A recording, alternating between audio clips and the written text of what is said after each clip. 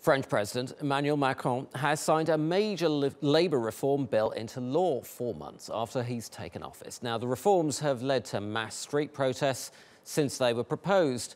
France's second largest trade union, the CGT, wants to pressure Macron into withdrawing his executive order, which it says will give too much power to employers.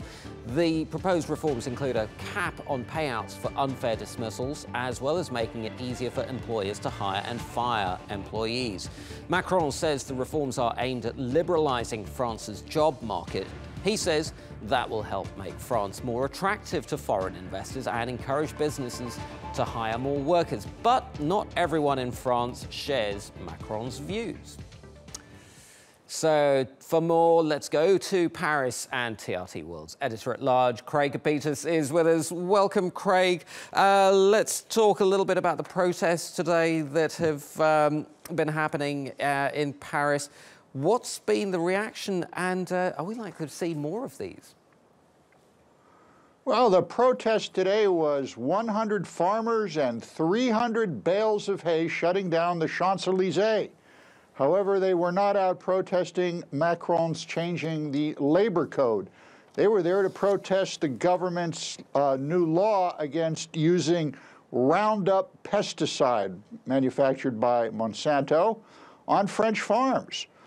Throughout the country, there were no more police say than perhaps 132,000 people protesting, which is very low by French protest season standards. Indeed. Craig, we've also been hearing from Mario Draghi, the European Central Bank's president. I'll paraphrase some of what he's been saying. He says that, you know, a more equitable distribution of wealth is all good and well, but that isn't enough for young people, and that they don't want to live on subsidies. How is that going down on the streets of Paris?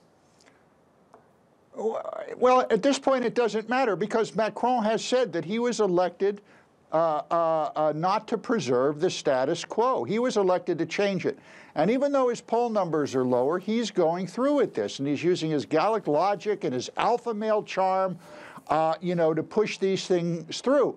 And he has a lot of political capital, and that capital will be squandered if he doesn't use it fast, and that's exactly what he's doing. He's calling this a transcendental, a transformational agenda, and it's going to go through whether anyone likes it or not. What sounded ambitious and unattainable a few months ago is now reality, and the French are going to have to deal with it. Macron keeps reminding them, you voted for this.